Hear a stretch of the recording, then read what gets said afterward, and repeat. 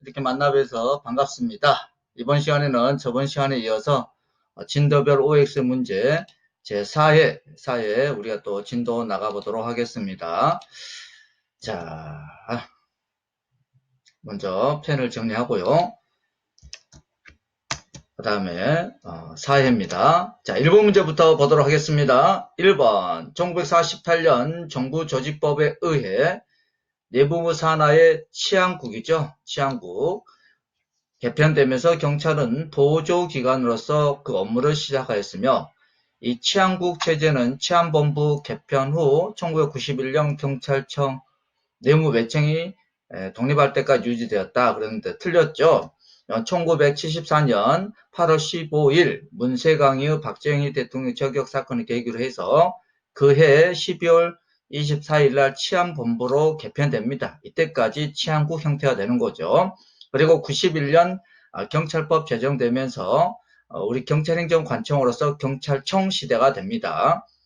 2번 차일혁 경무관입니다. 차일혁 경무관.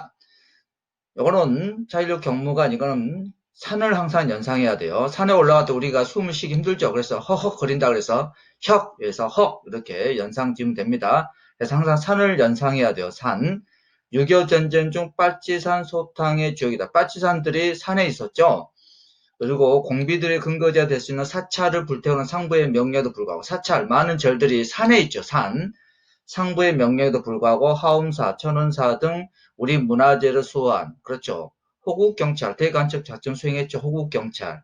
그 다음에 빨치산들 남부군 사령관 이현상이를 사살하여 적장 예우로서 이제 화장을 해주죠. 그래서 인본경찰이다. 그 다음에 우리나라 많은 사찰을 보유했기 때문에 문화경찰이다. 이렇게 표현하고 있습니다. 호국경찰, 인본경찰, 문화경찰의 표본이 된다. 정답 옵니다. 그러면 차힐력 경무관을 우리가 통해서 알 수 있는 분들 몇 분들 계시는데요. 먼저 이건 6.25죠. 역사 순서대로 본다면 1968년 1.21 사태, 김신조 사태 때 종로경찰서의 자하검문소에서 김신조 일당과 또 대간첩 작전 수행하신 두 분이 계시죠. 또 많은 분이 계시는데 대표적인 분 정종수 그때 당 순경이었죠. 이분이 특진하여 경사가 되시고요.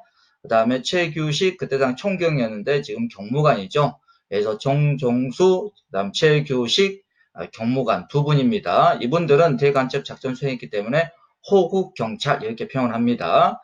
그 다음에 1980년 5.18 때 그때 당시 전남 도구경찰국장이었던 안병하 지금은 치안감이 되셨죠. 안병하, 병하 반대로 하면 하병이죠. 하병. 우리 하병에서 화염병 이렇게 연상 지으면 됩니다. 그래서 화염병 그러면 광주 민주화운동 이렇게 생각하시면 돼요. 그래서 안병하 치안감입니다.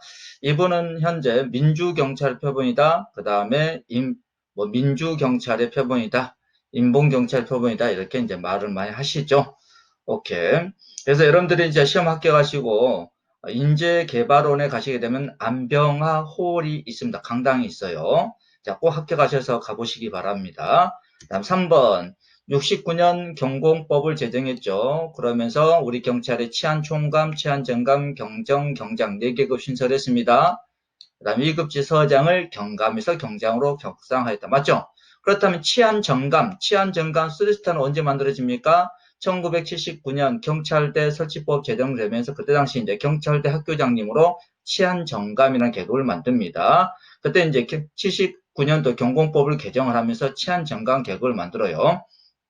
그 다음에 그래서 한번 맞습니다. 4번 중앙경찰위원회 그랬죠. 중앙경찰위원회 이건 1947년이죠. 그 다음에 경지법 53년 69년 경공법 91년 맞죠? 제정 설치되었다. 맞습니다. 최초로 여성경찰관 채용 1946년입니다. 53년도 경지법 그 다음에 치안본부 개편 74년도 그 다음 제주자치경찰 06년 경찰법 91년 자 91년이고 2006년입니다. 그래서 순서가 틀렸죠. 그러면은 여경 최초 채용 경지법 치안본부 경찰법 자치경찰 오케이. 그래서 5번은 틀렸습니다. 그 다음 6번 이제부터는 경찰행정법 파트입니다.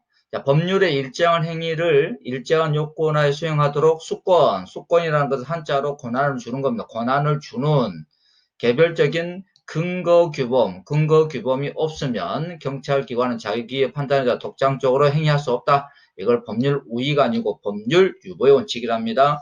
그리고 이 원칙은 모든 영역에 적용되는 건 아니죠. 그래서 순수한 서비스적 비권력적 작용은 법률 유보의 원칙이 적용되지 않습니다. 여기서 우리가 주의할 할 점은 이제는 법률 우위의 원칙이겠죠. 법률 우위 원칙.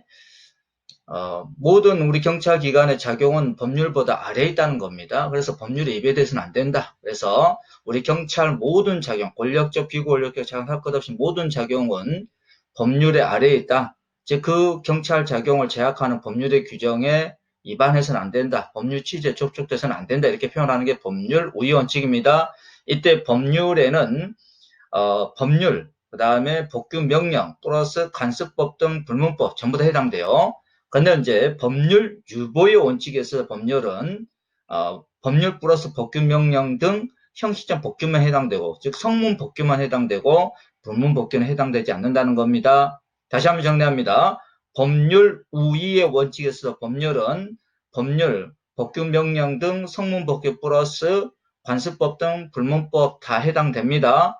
법률 유보 원칙에서 법률에는 법률이나 법규 명령 등 성문 법규만 해당되고 관습법 등 불문 법규는 해당되지 않는다는 거 잘 알아두시기 바랍니다. 그래서 6번 틀렸어요. 그 다음에 대통령령, 총리령, 부령 법규 명령이죠. 법규 명령이기 때문에 법률의 성격을 가져요. 그래서 법률 유보 원칙을 적용됩니다. 왜? 법규 명령은 국민의 자유와 권리를 구속하는 그러한 규정을 할 수 있기 때문에 그렇죠. 그리고 법률보다 아래에 있죠. 법률 우위 원칙 둘 다 적용되죠. 그렇지만 훈령, 예규, 지시 등 행정규칙은 국민의 자유와 권리를 구속하지 않습니다. 그래서 법률의 유보 원칙은 적용되지 않고 우위 원칙만 적용됩니다. 오케이. 그래 7번은 틀렸습니다. 8번 법규 명령은 행정권이 정립하죠. 일반 추상적 규정이죠. 이때 일반이라는 것은 불특정 다수, 추상적이라는 건 불특정 다수의 업무, 사건 이런 것들 말합니다. 규정으로서 법규성을 지니는 걸 바란다. 국민과 행정주체, 국민금 대외, 외부, 행정주체, 내부입니다. 대내 관계를 동시에 구속하는 양면적, 쌍면적 구속력을 가지죠. 그 다음에 법규성을 가짐으로 재판 규범이 됩니다. 오케이, 맞습니다. 대통령, 그래서 8번은 맞아요. 9번, 대통령령, 총리령, 부령은 법규명령입니다. 특별한 규정이 없으면 공판 후 20일 경과하면 소요록 발생합니다. 20일. 그런데 국민의 자유, 제한 권리, 자유 권리 제한 의무부가 직접 관계될 때는 30일 지나 효력 발생합니다. 원칙은 20일. 그래서 틀렸고 10번 행정규칙은 행정기관이 법률의 수권이 없이 그랬으니까 법률 유보원칙은 적용되지 않는다는 겁니다. 권한범위 내에서 만든 일반적 추상적 명령을 말하고 대내적 구속력을 가지고 있다. 대내, 내자가 붙였죠? 내자니까 행정주체 내부적으로만 효력이 있다는 겁니다. 이때 국민은 대외, 바깥에 있죠. 외자가 붙어야 돼요. 외부 관계. 여기는 대내, 내부 관계의 구속력을 갖고 있으므로 경찰관이 이를 위반하더라도 법규성을 갖지 않습니다. 그래서 적법하고 유예하게 된다 이겁니다. 틀렸습니다. 법규성을 갖지 않아요. 행정규칙은. 그래서 틀렸습니다. 적법하고 유예하죠. 그러나 명령을 위반했기 때문에 징계 사유에 해당한다. 오케이. 그 다음에 11번 훈령은 일반적 추상적에 대해서 발해지죠. 근데 훈령은 네 가지 중에서 개별적 구체적으로 규율되는 게 있는데 그게 바로 지시라는 겁니다. 지시. 그래서 틀렸습니다. 11번 훈령은 상급관청이 하급관청의 권한 행사를 일반적으로 감독하기 위해서 발하는 명령이고 하급기관의 구성원이 변경되더라도 효력에 영향을 받지 않습니다. 그런데 직무상 명령은 특정한 직무상 부하 공무원에게 명령하는 거죠. 그래서 명령을 받은 부하 공무원, 줄여서 한자로 수명, 그 경찰 공무원이 변경되면 효력 당연 상실, 이런 차이점 알아두시기 바랍니다. 13번 훈령의 형식적 요건입니다.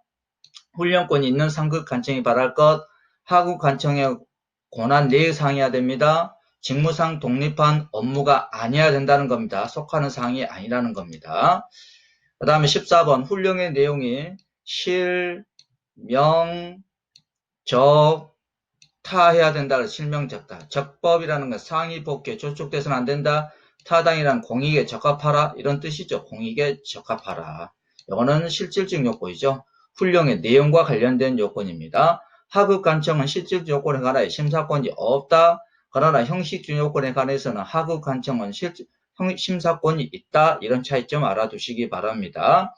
15번 하급 행정기관, 여기 기관이라는 말이 나왔죠? 기관은 관청을 포함하는 내용입니다. 그래서 여기 보면 관청이라는 말이 나오죠? 기관 안에 관청이 있는 겁니다. 그래서 뭐 관청 대신 기관이라는 말 해도 상관이 없어요.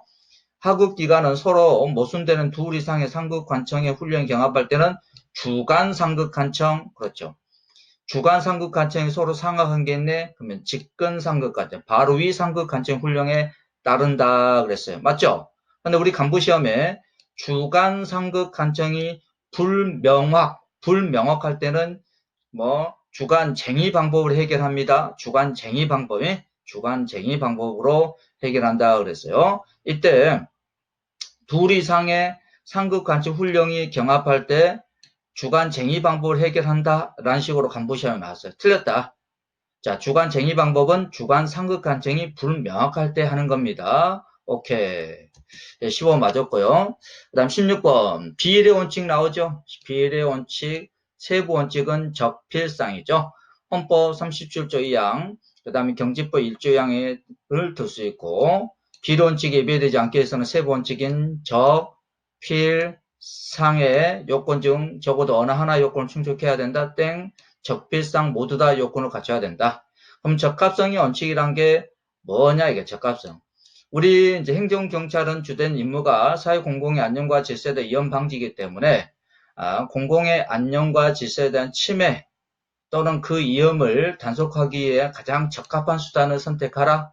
그리고 플러스 그 적합한 수단 여러 가지가 있을 때 상대방에게 즉 공공의 안녕과 질서에 대하여 침해나 위험을 야기한 그 상대방인 국민에게 최소 침해를 주는 수단을 사용하라. 그리고 최소 침해를 주는 수단을 할지라도 그 수단을 사용해서 얻어지는 공익, 즉 목적이 사회 공공의 안녕과 질서에 대한 위험 방지죠.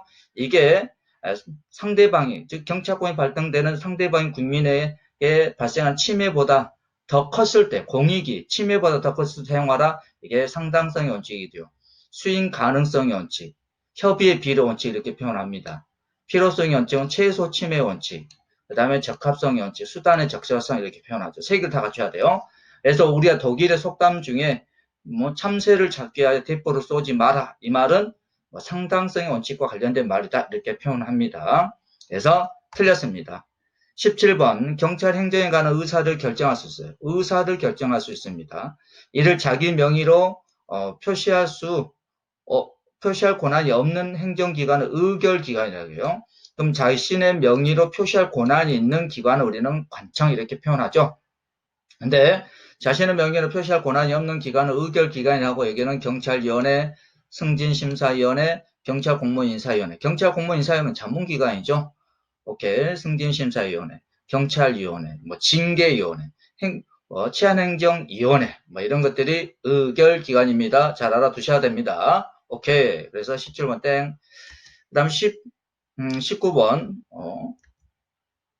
17번 다음에 바로 19번으로 넘어가네요.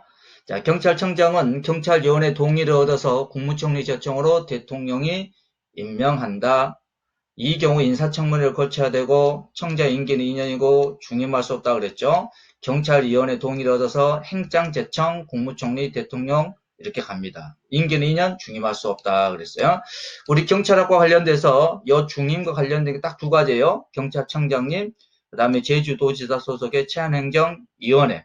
근데 경찰청장은 임기는 2년이고 중임할 수 없으나 치안행정위원회, 즉 제주도지사 소속의 치안행정위원회는 임기 3년이고 1차 하나여 연임을 할 수 있다.